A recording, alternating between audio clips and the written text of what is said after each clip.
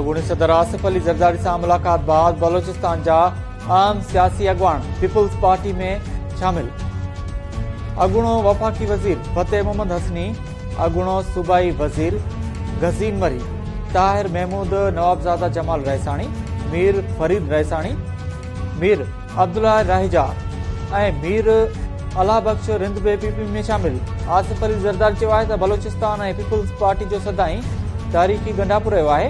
People's party Balochistan जे हक़नि लाइ हक़ीक़ी जदोजहद कई।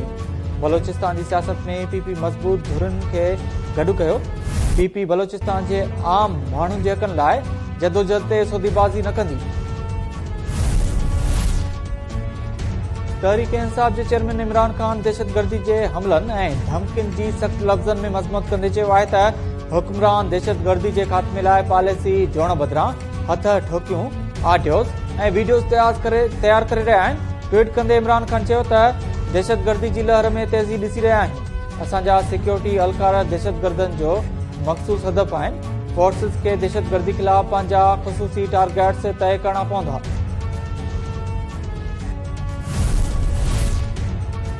वज़ीर आज़म शहबाज शरीफ़ आला सतही वफ़द सूदो स्विट्ज़रलैंड रवानो।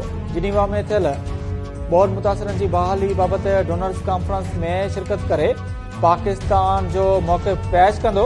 कॉन्फ्रेंस जे साइड लाइन जे मौक़े ते वज़ीर आज़म जूं आलमी अॻवाननि सां मुलाक़ातूं बि थियल। वज़ीर आज़म रवानगी खां अॻु बयान जारी कंदे चयो आहे त जिनेवा कॉन्फ्रेंस में बोर्ड मुतासिरनि जो केस दुनिया ॾोह पेश करण जो मौक़ो मिलंदो। तरक़ी याफ़्ता ऐं दोस्त मुल्कनि ॾोह बोर्ड मुतासिरनि जी बहाली ऐं तबाही खां पोइ नए सिर तामीर लाइ जामे फ्रेम वर्क रखंदासीं। दुनिया जी तारीख़ में इंसानियत अहम मोड़ ते आहे। बोर्ड सबबि आयल तबाही खां पोइ लखें पाकिस्तानी हमदर्दी ऐं यकजहती जी ग़ुलामी आहिनि।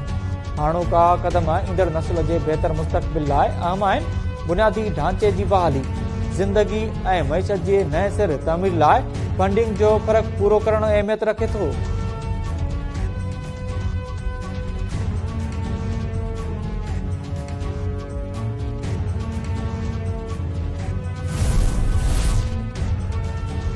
IMF पारां पाकिस्तान जे बोर्ड मुतासिरनि लाइ हमदर्दी जो इज़हार।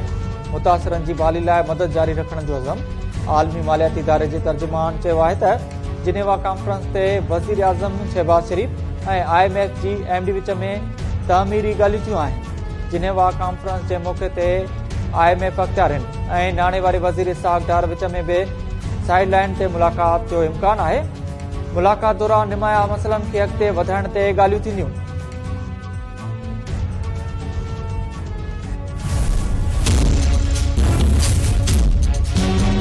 आम वाए पंहिंजूं शयूं जेके आहिनि आसमान सां ॻाल्हियूं पिया कनि।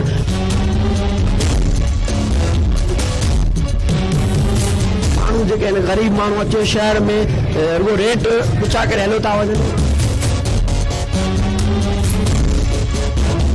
एतिरो नथो थी सघे त को घर जो राशन मुकमल वठी सघनि। माण्हुनि जी बरसातुनि खां पोइ ॾाढी ख़राब सूरत हाल आहे जो वीचारा माण्हू अटे लप जे लाइ बि ॾाढो परेशान आहिनि।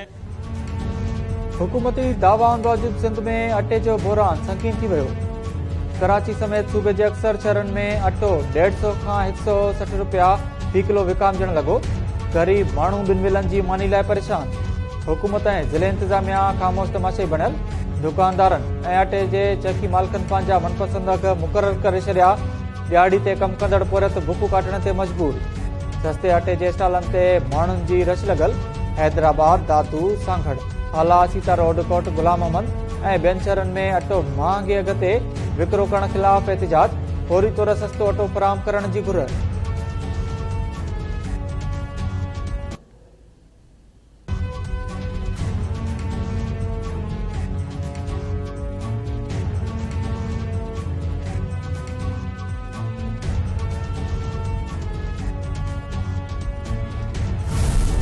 सिंध हुकूमत ने लोगों को रिलीफ देने के लिए, क्योंकि आटा महंगा हो गया है, हमने एक अपनी सब्सिडी स्कीम मुतारिफ कराई है जिसके तहत 65 रुपए किलो यानी कि 650 रुपए का 10 किलो का थैला जो है वो सिंध हुकूमत मुख्तलिफ सिंध के अजला के अंदर डिस्ट्रीब्यूट कर रही है। कल भी वाक़या हुआ था, वो सस्ता आटा चूंकि प्रोवाइड किया जा रहा था, उसमें मैं समझता हूँ जो हमारी इंतजामिया है उसको इस तरीके से मैनेज करने की जरूरत है कि ये जो भगदड़ मचती है, भगदड़ ना मची जाए, और शहरियों को भी थोड़ा सा उसके अंदर मैं समझता हूँ एतदाल लाने की जरूरत है कि वो भी कभी कभार जल्दी करने की कोशिश में कभी कभार इस तरह की भगदड़ मच जाती है। तरफ जमात इस्लामी प्रोटेस्ट करती है, ये इलेक्शन 15 तारीख का कराओ, आप कह रहे हैं मुत्तहिदा कौमी मूवमेंट प्रोटेस्ट करने का सोच रही है कि 15 तारीख को ना करें, तब भी कुछ लोग खुश होंगे, नहीं करेंगे तब भी कुछ लोग खुश होंगे।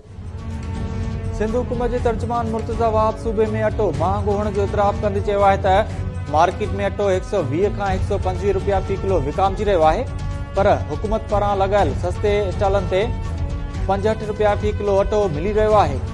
गुज़िरियल ॾींहुं मीरपुर ख़ास में सस्ते अटे जे स्टॉल ते बदनज़मी सबबि वाक़ियो पेश आयो।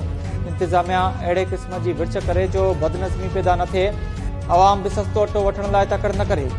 कराची में मीडिया सां ॻाल्हाईंदे मुर्तज़ा वाहब चयो त जमात इस्लामी एहतिजाज करे पई त 15 जनवरी ते मकानी चूंडूं करायूं वञनि। साॻे वक़्तु MQM मकानी चूंडूं न कराइण लाइ एहतिजाज करे पई। इलेक्शन कमीशन 15 जनवरी ते मकानी चूंडूं कराइण जो शेड्यूल जारी कयो आहे। फ़िलहाल चूंडूं मुलतवी थींदे नज़र नथियूं अचनि।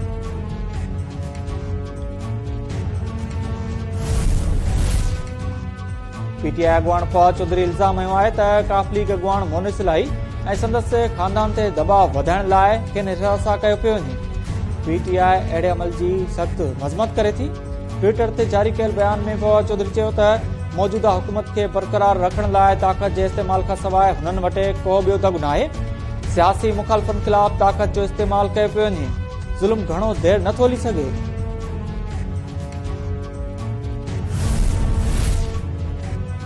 सीनियर सियासतदान अब्दुल अलीम खान नई सियासी पार्टी में शमूलियत वारनि ख़बरुनि जी तरदीद करे छॾी। जारी कयल बयान में अलीम खान चयो आहे त चौधरी सरवर ऐं जहांगीर तरीन सां सुठा लाॻापा आहिनि, पर सियासत में वापसी वारो इरादो न आहे। फ़िलहाल समूरो ध्यानु फिलाही कमनि ते आहे। न कंहिं सियासी पार्टी जो हिसो आहियां ऐं नई कंहिं पार्टी में शामिल थींदुसि। तरीन ग्रुप जे अॻुवाण ऐं वज़ीर आज़म जे ख़ासि मुआवन ओन चौधरी बि नई सियासी पार्टी ठाहिण जी तरदीद करे छॾी।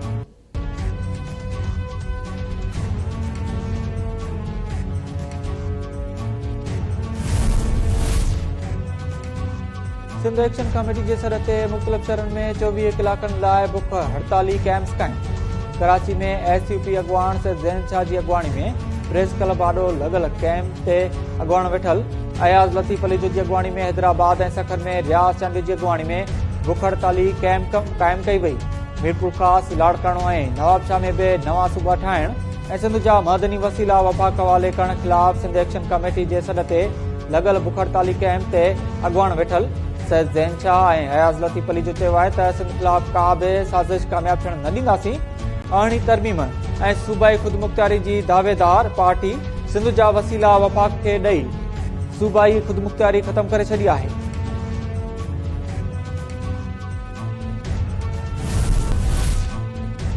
सिंध जे मुख़्तलिफ़ इलाइक़नि में रोड हादसनि जे नतीजे में 2 औरतुनि समेत 4 ॼणा फौत, 9 ज़ख़्मी। शहदादपुर भरिसां सांगड़ रोड ते गाॾी ऐं मोटरसाइकिल विच में टकर, पीरसन ऐं संदसि ॾोहिटो फौत।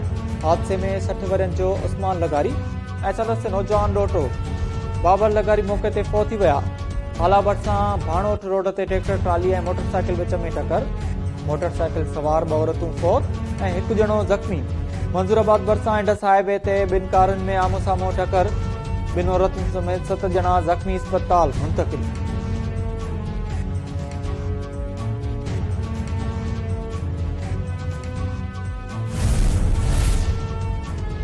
शिकारपुर में हथियारबंदनि जी फायरिंग में ज़ख़्मी थियल वधीक 1 ॼणो फौत, मारिजी वियलनि जो अंग वधी थी वियो। गोल मार्केट में हथियारबंदनि जी फायरिंग में ज़ख़्मी थियल नसरुल्लाह जाफ़री सखर जी अस्पताल में दम ॾेई छॾियो। पुलिस मूजिबि फायरिंग में मोहसन पयार मौक़े ते मारिजी वियो हो। ज़ख़्मी शाहबख्श शर जी हालत बि गणती जोगी।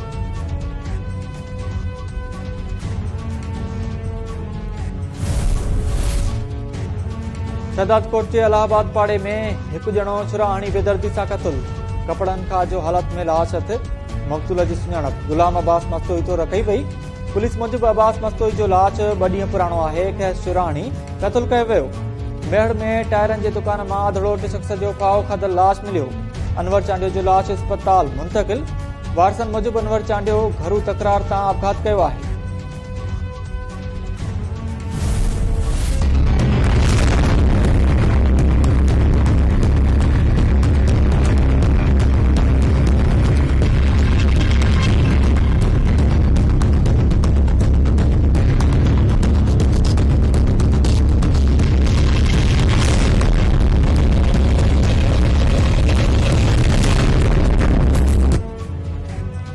अमेठी में थर्ड जीप रेस जी प्रीपेड कैटेगरी साहिबजादा सुल्तान खटे वरती।